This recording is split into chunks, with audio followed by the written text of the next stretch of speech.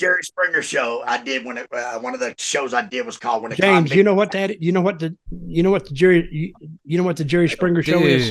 Jerry Springer was so big here as well, man. Too hot for TV. Hey, do you know that I flew to England with Jerry Springer and did a white supremacist show because of my redneck voice? They paid for everything and flew us to England, and we did a 5-day thing. It was great. It was like in 1996, 95. How worked is it? How worked is Jerry Springer? Do they have anyone genuine on? Oh yeah. This is how Jerry Springer worked. You know, he just died too, man. Mm-hmm. But you know, this is how Jerry Springer went. If you picked up the telephone and you called the studio, you got $50 and stayed at the fucking Super 8 hotel and you told your story. If they picked this story and called you like they did me, like the Iron Sheik gave them my number because they needed midgets. That's how I got involved with them. I owned a midget. They needed a what? They wanted midgets. They needed midgets, and you know I owned that little one midget of mine, Danny. I owned him for like 7 years. So yeah. So when they called me to get midgets, that's how it all began. But they flew us. I went to the Bahamas with them. I went to England with them. They flew me all over the world, and fucking they want you to spend as much money as you can because they got to write that off on taxes. It was great. I loved it. What did they fly you to the Bahamas for? To do a show about midgets. No. My midget show was called Invasion of the Little People. They needed 100 midgets. So the Iron Sheik gave them my phone number. I found 30. I took 30 midgets through the Nashville airport, flew to Chicago with fucking Oompa Loompas. Oompa Loompa, Oompa Dee Doo. I had them do that all the way through the airport, and it was great, man. You should see 30 midgets on the plane. The people are tripping out, man. They were like, oh, my God, there's 30 midgets on this plane. Where else did you go with Jerry Springer? I went to the Bahamas and went to England, and I went to everywhere, all the states, because like they would call me on a Sunday night. I was their go-to man. Sunday night, Jamie, we need a fat, black, transvestite midget to join the clan. I say, I'll find him, and I'd hang up. I'd get on that phone. I'd start calling all the wrestlers we know, and just start and find. By God, I'd find that sumbitch. And sure enough, here we go. Monday morning, we're on the airplane. Here I come with a fat, black, one-legged midget to join the clan. Here we come. And by God, we land in Chicago.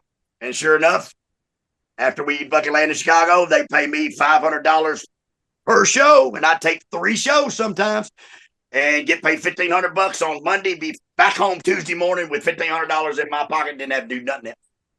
Then they call me next Sunday. This is what we need. This is the first time I've ever heard anything about this. Oh, really? I did 13 shows. I took Bill on there. I took my mom on there. I took everybody. Is it online?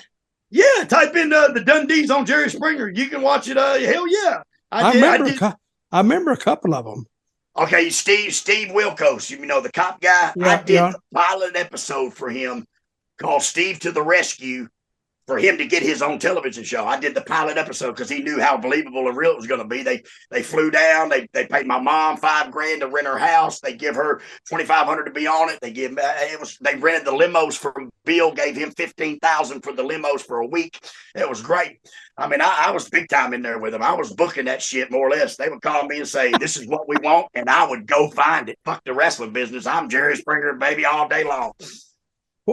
What else did you suggest to these people? Anything. The very first show I ever did, I was pimping my wife's 14-year-old sister. They called me up and they're like, Jamie, just called. You don't give a shit, do you? No, not a flying fuck. They picked the phone up and they called me and they said, look, Jamie, this guy just called the show and he's pimping his wife's 14-year-old sister. Said, that son of a bitch is crazy. Will you play the part? I said, hell yeah, I played, because they said, with your redneck voice, that fits perfect. So they flew to Nashville. I went to the hood, rented the crack house, got 4 or 5 crack dudes to set them around the crack house, and sat in there and made it look like I was selling my wife's 14-year-old sister. And then Steve comes in the house, and he, big Steve to the rescue, and he saves the day, and he tries to get the girl off the street and all that shit. It was great. Oh, I gotta see that. Hey, how many different names? How many different names did you have on the Jerry Springer show? Because you played like every. Yeah, I'm Jamie. Just Jamie. They don't say no last names anyway, so it's just Jamie. But everybody knew. Bill came on it on that pimp show. Bill comes out there and tells me, what you're doing is not right. You got to quit pimping little girls. And because it had a 15-minute segment. And it got such big ratings, they gave me a whole hour. So I had the next show, I just had a whole hour me pimping every little girl that was in the school. I tell you, it's the first time started out, I was pimping the girl because we needed the money and she was going to give it away anyway, Jerry. So why not charge $5 or $10 to get some food to feed the family? I was humble. I was doing it just because. But by the second show, I'm buying that little whore Barbie dolls and One Direction tickets, baby. Oh my God! Oh, it's great. I'm going to look that up. So, you got to look them up. It's the Dundee's. It's listed Yeah, under like the Dundee's and Dundee's and Jerry if you go Springer. to Jerry Springer, you can go to Jerry Springer, has like a page where you can watch all the episodes. It's called one of them's I'm a 14-year-old hooker. That's the name of the one where I'm pimping the little girl. And then the other one's called a midget militia, where I got 100. Listen, I got 100 midgets that bow down to me and rob banks and rape and pillage and plunder and bring me all the stuff. And I'm their ruler. I'm the leader. They flew us to Virginia, and there was a bunch of little hunting cabins, and they made it look like all the midgets lived in these hunting cabins, and I lived in the big cabin, which was actually where everybody met, ate breakfast and stuff before the hunt. But they made it look like I lived in that, and all these little midgets would come, and they would hand me like gold and trinkets and jewelry, and I would kick them down the hill, and I was their leader and their ruler. And Jerry was telling me, you're not treating them like human beings. I'm like, they're not human beings. They're fucking midgets. They don't count.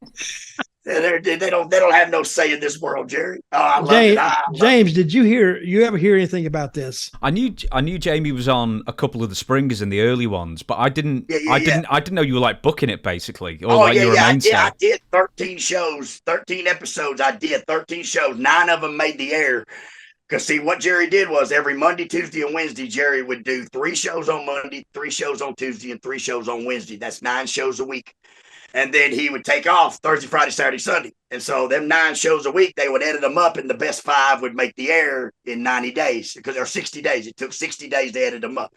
So that's why they say he's got enough footage, even though he's dead right now, he's got enough footage to run another 20 years and never watch the same show. Because he did 9 a week and only 5 made the air. So he put 4 back in the vault. You see what I'm saying? So he had 4 put away. How many wrestlers did you have, if any, on these shows? I took about 4 or 5 outlaw wrestlers. I took a guy named Frenchy Riviera. He was a real big fat guy. He got stuck in the window, got caught sneaking out of his brother's house, banging his brother's old lady, coming out the trailer window. He gets hung up in the window, stuck, and he's in the wrestling shit. The Iron Sheik and the Pit Bull, Anthony Durrani, they were the ones that did it first. And then they gave him my number. Madman Pondo did it. Mitch Ryder did it. Tons of anytime I would just start calling people, man. I would just start dialing wrestling numbers and find what they wanted. That's why they love me. Because they would just call me at spur of the moment on Sunday night, and Monday morning we're on an airplane going to Chicago, everything paid for, staying at the fucking Hilton high rise, spending that money like it's crazy. It's called Jerry Springer money, and it's got Jerry's face on it. You can spend it anywhere in Chicago, and they just turn it back into NBC studios, and they get their money.